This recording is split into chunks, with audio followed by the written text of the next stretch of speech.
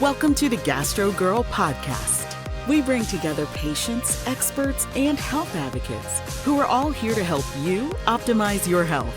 Here's your host, Jacqueline Garland.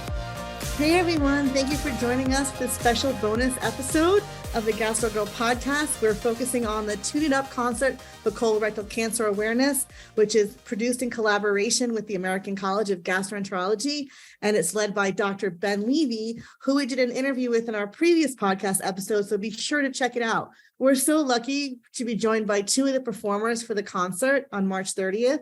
We're going to hear in a little bit from the conductor of the Cincinnati Pops Orchestra, John Morris Russell. But now I can't wait for you to see this interview we did with classical singer and hip hop producer, Khary KF Jacques. Quick to adapt, the market's trying to cool off. Captain of a ship, big fish taking school off. Here it is, what you need. I got the special, so just take heed. The lowest price, guaranteed. Pay no attention to these actors, choose me. I'm trying to win, even though I missed the windfall. The markets must have spoken how I missed them at the port of call. I wanted to thank you so much for being here. It's such a pleasure to meet you. Likewise. So tell us a little bit about your, what led you to combine the classical opera singing with hip hop. I mean, it's so cool. Honestly, I'd always been I was raised on hip hop, but studying classical. I have a master's degree in classical voice from Roosevelt University here in Chicago. And the hip hop side was always a part of me. I always had like a laptop at least with some, studio beats going and stuff like that. Or I'd be beatboxing in opera rehearsal, etc. So any of my classical colleagues will tell you that I loved the meshing. I always loved the blending of it, whether it was live on the spot and impromptu and never recorded, or things that we really, put our minds to and recorded these things. So eventually I started blending the two of those things and officially and actually releasing the music and stuff like that. And that's how it all came to be. Well, I was so fortunate to see you on a previous Tune It Up concert that Dr. Levy arranged, and it's all for a great cause to raise awareness for colorectal cancer. Yes. And you have been so generous with your time and talents to contribute to this project. So what really inspired you? I mean, you're so busy, and to give your time the way you have over and over again to this cause, like what really inspired you to do this? Honestly, Dr. Levy was my first gastro connection. So that was my introduction into this world of Tune It Up, into the world of TEDx, into Chicago's non-musically inclined classical, supporters. Dr. Levy, he plays cello, I believe, right? I think it's cello. He does. Yeah. So he's put me in touch with these people that are like enthusiastic about music, about just supporting music, So it was through my just getting to know him over the years and my journey with him that I realized this need for this awareness, and it's not something that's on everyone's radar. And isn't that a reason in itself, to raise awareness about it? So what's really important is, to have an attention drawn to African Americans, Black Americans who are at higher risk because they're getting diagnosed at a later stage. They're not getting screened, maybe for whatever reason. I feel like pretty much in the Black community, like we are, when it comes to medical, any medical field, often African Americans are overlooked, even when it comes to studies or, up until recently, I think, with modern medicine, things are more inclusive. But, for a while there, it was a lot of old information and a lot of things that were from a time when we weren't considered in the medical field, as subjects or doctors. So now that we're in that position, we have a responsibility to step up and make sure that, everyone's getting checked, everyone is staying on top of their health. And I feel that is important. And I feel like there's still some work yet to be done. As Dr. Levy is so passionate about, to use this platform, this Tune It Up concert, which is March 30th, right? And you're going to be there. Mhm. I know, I can't wait for it to see it again. It's so critical. And if there's something that you could say as a tip or advice to your peers who maybe haven't gotten screened or are afraid to get screened, and I know that the age for screening is 45 for all average risk individuals is 45. Yes. So what do you have to say what do you want to say? Get screened. That's what I want to say. Get screened Awesome. on a regular basis, or I mean, you don't have to be of age to go and see a gastro doctor and make sure that you're on top of everything and prepared for what's to come. At worst, get a consultation so you know what to expect, because everyone has their own individual stories. And you want to know for yourself before you jump to conclusions and try to avoid the doctor. Yeah, no, you brought up a great point.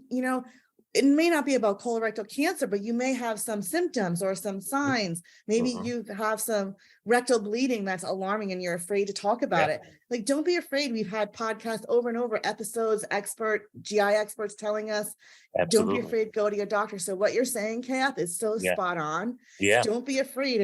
And then even if you're not 45 yet, just start the conversation. Maybe there's family history that you don't know about. Absolutely. It's not just your mother or father. It could be a second or third degree relative. So you're right. Honestly, I found it easier to talk to a doctor. And that's true what you said. Like, people think, oh, I don't want to talk about this, blah, blah, blah. Like, my wife and I have a pretty decent relationship. Like, we can talk about those things, but with other people, no. So you want to get an expert, right? My wife is not a doctor. So, you want to go to an expert, and it's easier to go to that expert and someone that's not only objective, but they know what the signals are, what to look for. Yes. And I really appreciate your saying that. And before we go, I want to make sure that everyone knows where to hear your amazing voice. So give us some deets. Where can we find you? Where can we listen to you?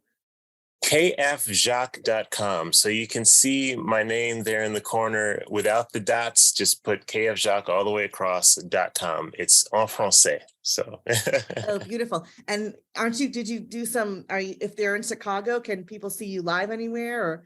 Absolutely. So on Thursday, the 23rd of March, here we're doing a classical recital. So I do you'll find online that I do hip hop and opera, but I have a master's in classical voice, and I will be occasionally singing opera strictly, or classical music strictly.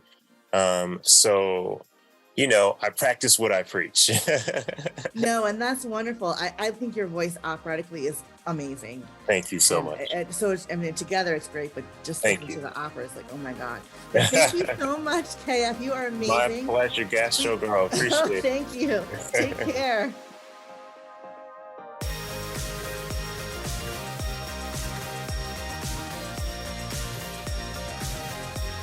You reach a certain age, and this is something that your doctors, tell you that you should do. But also, you get to be a certain age, and you start to discover that friends and acquaintances who get this horrible disease, and man, it is so easy to test for it ahead of time. Man, I go about every 3 to 4 years to do my screening. Yes, you have to go through, jump through some hoops in terms of get yourself ready for the preparation.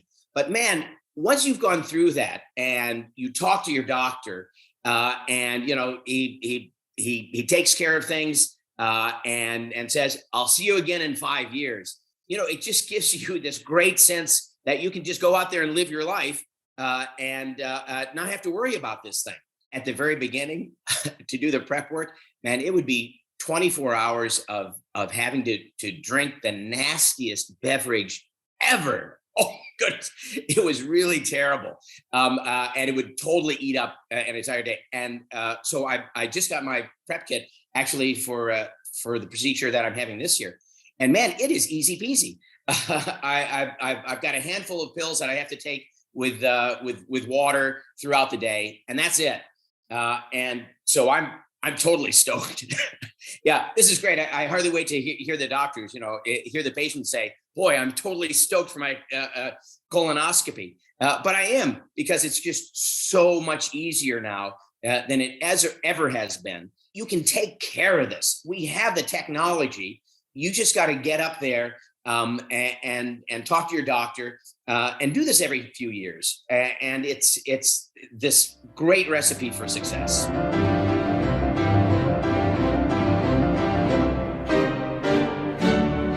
Duke Ellington once said, if it sounds good, it is good.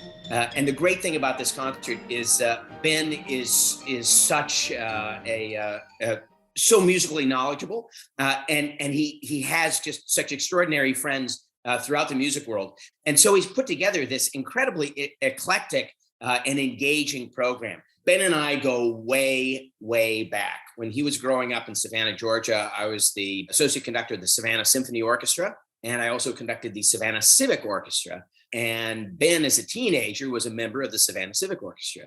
And so he played cello. And so for several years, he was playing in our orchestra. It was a fantastic community orchestra. It had kids from all over town and some amateur adults as well. And we just had a wonderful time creating concerts together. And he was always, and still is, a very avid musician. And so we've kept up over the years, and he called me up several years ago when he put together the first Tune It Up concert to include one of our links with the Cincinnati Pops Orchestra. One of the silver linings of everything that we've gone through for the past several years is the fact that the symphony orchestras throughout the world have kind of changed their focus from just performing live concerts to doing streaming concerts. And so on my laptop, I can check out concerts from the Berlin Philharmonic and, the Los Angeles Philharmonic, orchestras from all over the world. And likewise, Cincinnati Pops has reached this extraordinary audience worldwide. We've got this a fan base, believe it or not, in Australia that started checking out our concerts because we had broadcast some music from the TV show from the 1960s called Lost in Space. And little did we know that there's this Lost in Space fan group in Australia that's just extraordinarily busy and committed. And as soon as we started broadcasting some music from Lost in Space, all of a sudden our viewership from Australia just went through the roof. So it's a great new tool and a great way for us to bring great music worldwide. And especially at Cincinnati Pops, that we specialize in American music making and in every style, from jazz to bluegrass to R&B, soul, funk, Broadway, the Great American Songbook. Our orchestra plays it all. And it's been a great opportunity for us through our streaming concerts to reach this whole new audience. For this concert on one night only on Thursday, March 30th at 8 p.m. Eastern Daylight Standard Time. Check out gi.org/concert for the Tune It Up concert to raise awareness of colorectal cancer screening. And make sure to share this with all of your friends. It's an extraordinary opportunity to get the word out and to also celebrate together with great music making. Thank you for listening to the Gastro Girl podcast. For more information and resources, please visit gastrogirl.com. Do you have a question for Gastro Girl? Please email podcast@gastrogirl.com. The information, opinions, and recommendations presented in the Gastro Girl podcast are not a substitute for medical advice from your healthcare professional. Please consult a licensed clinician in your state regarding all matters related to your health.